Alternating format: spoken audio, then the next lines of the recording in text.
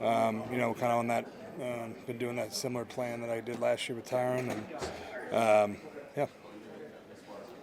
I don't know if you're a Monty Python fan, but on Cowboys radio we compare you to the knight, "'Tis but a flesh wound."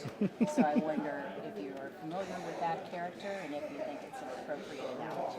I'm not. I know the movie, but no, I'm not like super familiar with that. So sorry, I can't help you there.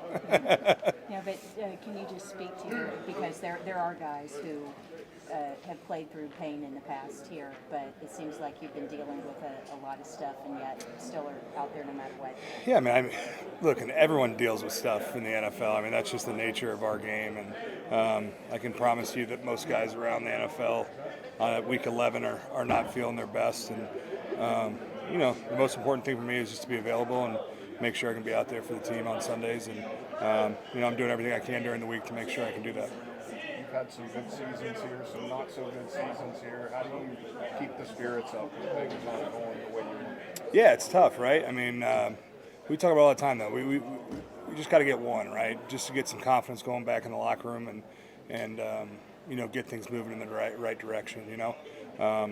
It's no surprise. It's been a rough few weeks, but I'm confident. We're all confident. We got the guys in the locker room to go out there and do what we need to do to get a win and get this thing moving in the right direction. What surprised you the most about how poorly you guys have played on offense, even when Dak was in there? I think the disappointing part is just the sloppiness, right? When you look at the tape, I mean, you got to give credit to our opponents, but there's a lot of self-inflicting wounds that we're putting on ourselves, and even in that game last week, I mean, the turnovers and some of the communication stuff. So that's the frustrating part, is looking at the things that we're doing to beat ourselves. On top of playing, really good opponents week in and week out. So that's something that we got to clean up across the board. And yeah. To the adversity, and Mike was talking about today how it's a great opportunity. No one thinks that you guys can come back from this. It would be a great story. Everyone should enjoy it. Do you see that message hitting with guys in the locker room, sticking? Yeah, I mean, listen, everyone in this line, this is what we had, right? Like, we've got each other's backs, and no one else is going to come to the rescue for us. We talk about this week a lot, right? Like, we got to be, our own life raft in a sense, right? No one's coming to the rescue. So again, it starts with our preparation and going to work each day and continuing to try to get better, and then going out there and playing with that confidence and swagger that we know we can go out there and compete and win football games.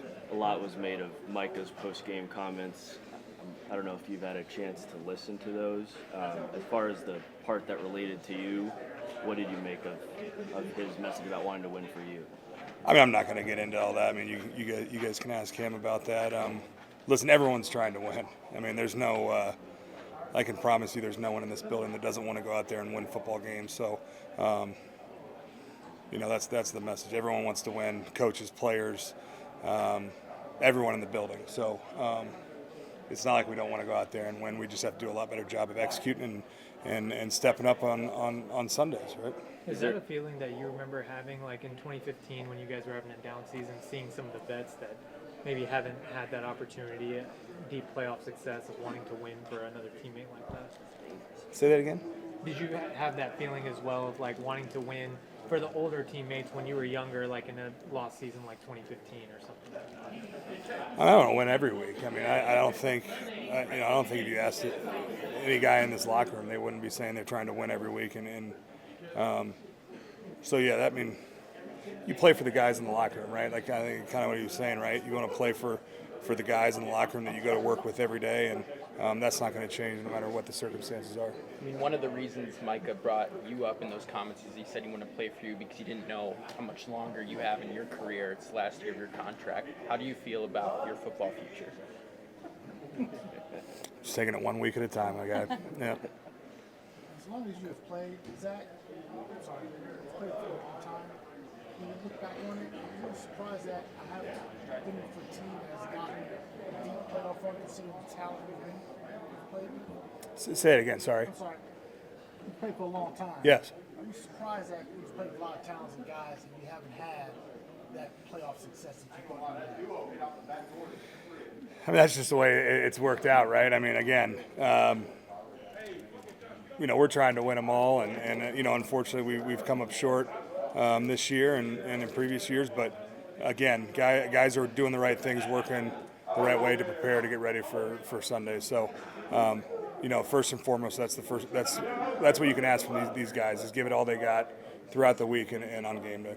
I know you have a high standard for yourself. Has the shoulder at times prevented you from playing where you want to play at times?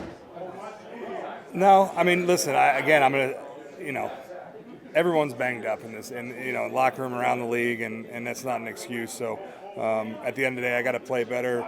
Our team, everyone's got to play better. I mean, it's no secret, right? We want to win some games. We got to play better. You spoke with us earlier in the season a little bit about the leadership council and how that can be helpful.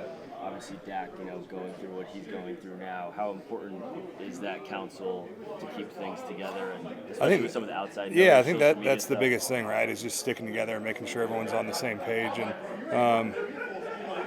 that's the hard part. I think for some young guys and whatnot, when you're here and you hear the noise a lot, it's just you got to do your best to block it out, right? Like I said earlier, the guys in this locker room are the guys that have your back, and we got to focus on that and focus on the task at hand. You guys have described Cooper as kind of steady and unflat. This is the first time he'll have to try to bounce back from a rough day. What sense do you get of his ability to do that? I mean, I think we got the same amount of confidence in Coop. I mean, he's rock solid, and we've got to do a better job around him to give him time to make some plays.